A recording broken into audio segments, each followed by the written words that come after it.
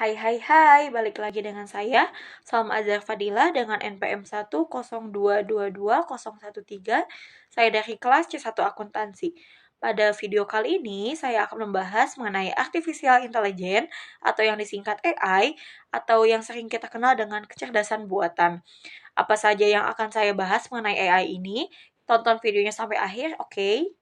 Sebelum kita membahas mengenai AI, kita harus terlebih dahulu mengetahui bagaimana sejarah AI itu sendiri.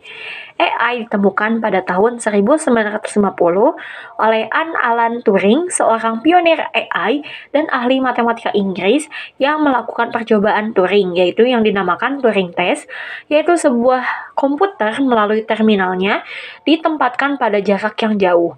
Turing beranggapan bahwa mesin bisa cerdas seperti layaknya seorang manusia. Lalu pada di abad ke-20, seorang penemu Spanyol, Tueresier Quevedo, membuat sebuah mesin yang dapat menskakmat raja lawannya dengan sebuah ratu dan raja. Ini tuh pada permainan catur. Setelah mengetahui sejarah awal ditemukannya AI, kita akan membahas pengertian AI sendiri.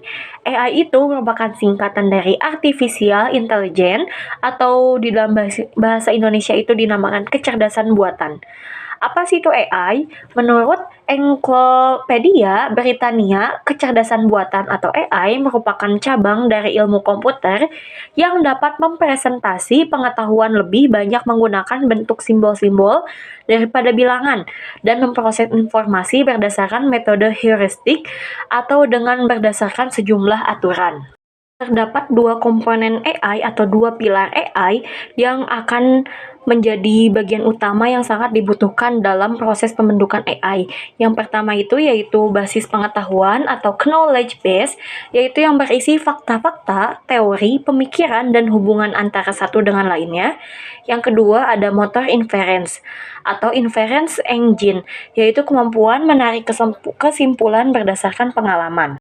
Lalu, apa sih perbedaan antara kecerdasan alami dan kecerdasan buatan? Untuk kecerdasan alami, yang pertama itu yaitu cepat mengalami perubahan atau bersifat lebih kreatif.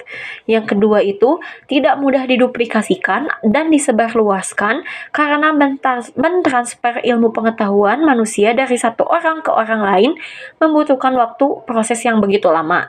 Yang ketiga, lebih mahal karena harus mendatangkan seorang ahli untuk mengerjakan sejumlah pekerjaan yang dalam jangka waktu yang sangat lama.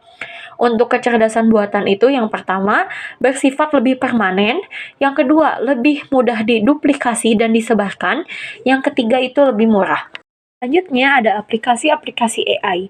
Yang pertama itu yaitu sistem pakar atau expert system. Di sini komputer digunakan sebagai sarana untuk menyimpan pengetahuan para pakar. Yang kedua yaitu pengolahan bahasa alami atau natural language processing. Dengan pengelolaan bahasa alami ini diharapkan user dapat berkomunikasi dengan komputer dengan menggunakan bahasa sehari-hari. Yang ketiga itu ada pengenalan ucapan atau speech recognition, yaitu melalui pengenalan ucapan diharapkan manusia dapat berkomunikasi dengan komputer dengan menggunakan suara. Selanjutnya ada robotika dan sistem sensor. Yang kelima ada computer vision.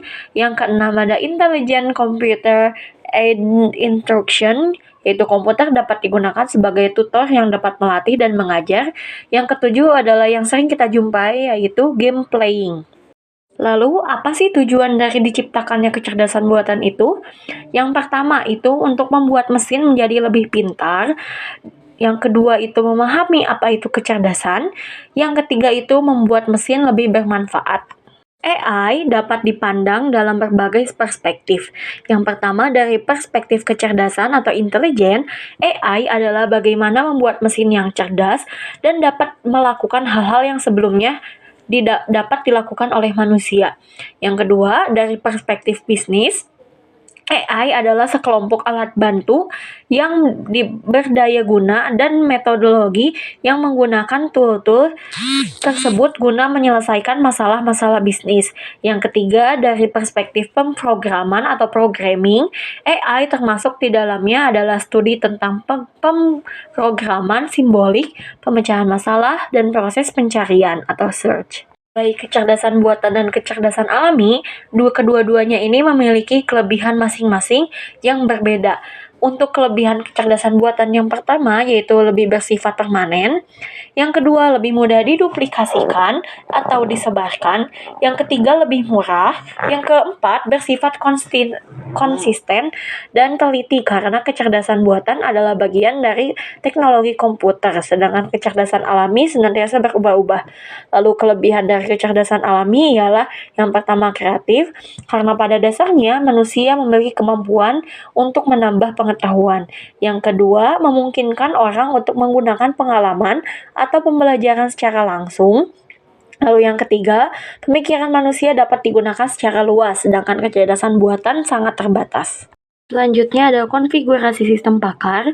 Sistem pakar terdiri dari 4 bagian utama, antara lain yang pertama, antarmuka pengguna, yang kedua, basis pengetahuan atau knowledge basis, yang ketiga ada mesin inferensi atau inference engine, lalu yang keempat, yang terakhir ada mesin pengembangan. Baik, cukup sekian yang dapat saya sampaikan. Mohon maaf apabila ada kesalahan dalam menyampaikan materi mengenai AI ini.